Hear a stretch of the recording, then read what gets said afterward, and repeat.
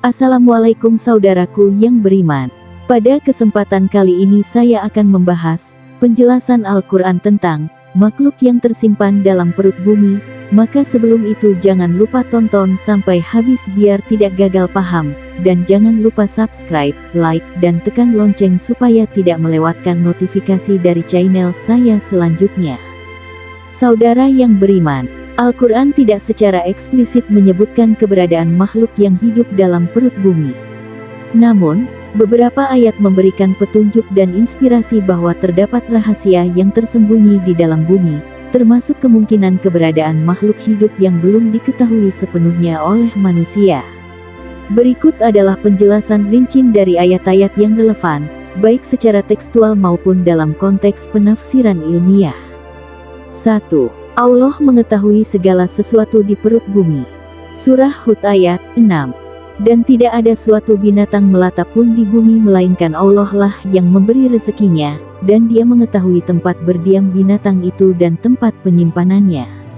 Semua tertulis dalam kitab yang nyata, Lauh Mahfuz. Penjelasan: binatang melata di sini mencakup segala jenis makhluk hidup, baik yang terlihat maupun yang tersembunyi, termasuk yang mungkin hidup di bawah tanah atau perut bumi.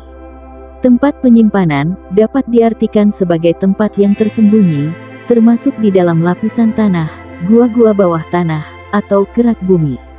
Makhluk yang hidup di perut bumi dapat mencakup mikroorganisme ekstrim, ekstremophiles, yang ditemukan di lingkungan tanpa cahaya atau tekanan tinggi.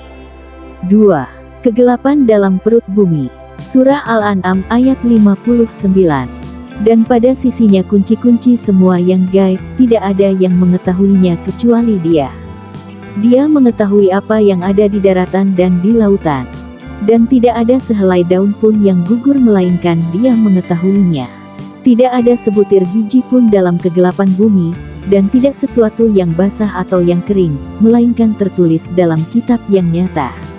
Penjelasan: ayat ini menyinggung kegelapan bumi, yang dapat diartikan sebagai bagian bumi yang tidak terjangkau oleh cahaya, seperti gua bawah tanah, lapisan kerak bumi, atau kantong-kantong cairan magma di dalam bumi. Dalam sains, mikroorganisme seperti bakteri dan arkia yang hidup dalam kegelapan total telah ditemukan di lapisan kerak bumi hingga kedalaman beberapa kilometer. 3. Makhluk tersembunyi dan ekosistem bawah tanah. Surah An-Naml ayat 82.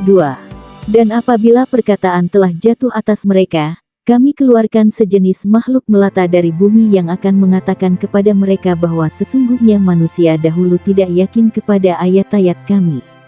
Penjelasan: ayat ini menyebut makhluk melata yang keluar dari bumi sebagai tanda akhir zaman, tetapi juga menjadi simbol kekuasaan Allah dalam menciptakan makhluk dari tempat yang tidak terduga. Secara metaforis, ini menunjukkan bahwa makhluk-makhluk yang hidup di dalam bumi bisa menjadi tanda kekuasaan Allah, baik yang ditemukan sekarang maupun di masa depan. 4. Makhluk hidup dari tempat yang tidak diketahui. Surah Ar-Rum ayat 20. Dan di antara tanda-tanda kekuasaannya ialah menciptakan langit dan bumi serta makhluk-makhluk yang melata yang Dia sebarkan pada keduanya. Dan Dia Maha Kuasa mengumpulkan semuanya apabila dikehendakinya. Penjelasan: ayat ini menunjukkan bahwa Allah menciptakan makhluk melata di langit dan bumi. Interpretasi: bumi tidak hanya mencakup permukaan, tetapi juga bagian dalamnya, seperti gua atau lapisan kerak. Penemuan modern tentang makhluk hidup yang bertahan di lingkungan ekstrim, Deep Biosphère, menunjukkan keanekaragaman kehidupan yang tersembunyi. 5. Makhluk ekstrim dalam penafsiran ilmiah. Pengetahuan modern mengungkap keberadaan makhluk hidup yang hidup jauh di bawah permukaan bumi. Berikut beberapa contoh. 1. Mikroorganisme di kerak bumi. Mikroba ditemukan di kedalaman hingga 5 km di bawah permukaan bumi. Mereka bertahan hidup dengan memanfaatkan bahan kimia seperti hidrogen atau senyawa sulfur. 2. Ekosistem di gua bawah tanah. Gua bawah tanah seperti di Movile Cave, Rumania, memiliki ekosistem unik yang tidak bergantung pada cahaya matahari. 3. Ekstremophiles, makhluk ini hidup di lingkungan ekstrim seperti ventilasi hidrotermal atau zona vulkanik. Mereka menunjukkan bahwa kehidupan bisa berkembang di tempat yang tidak diduga. 6. Kehidupan sebagai tanda kekuasaan Allah. Surah Al-Ankabut ayat 20. Katakanlah, berjalanlah di bumi, lalu perhatikanlah bagaimana Allah memulai penciptaan, kemudian Allah menjadikannya kehidupan yang kedua. Sesungguhnya Allah Maha Kuasa atas segala sesuatu. Penjelasan. Ayat ini mengajak manusia untuk mencari tahu bagaimana kehidupan dimulai, termasuk di tempat-tempat tersembunyi seperti bawah tanah. Ini menjadi motivasi bagi manusia untuk terus menjelajahi ciptaan Allah. 7. Ayat tentang keajaiban penciptaan dalam bumi. Surah At-Tawir ayat 6. Dan apabila binatang-binatang liar dikumpulkan. Penjelasan. Ayat ini sering ditafsirkan terkait hari kiamat, di mana seluruh makhluk, termasuk binatang liar dan tersembunyi, akan dikumpulkan. Penafsirannya bisa diperluas untuk menunjukkan bahwa Allah telah menciptakan makhluk hidup di tempat-tempat yang tidak terlihat oleh manusia, termasuk dalam perut bumi. Dalam konteks modern, ini mencakup hewan-hewan kecil seperti cacing dan serangga, serta mikroba yang hidup di lingkungan bawah tanah. Mereka semua adalah bagian dari ekosistem yang saling berhubungan. 8. Makhluk tak kasat mata dan kekuasaan Allah.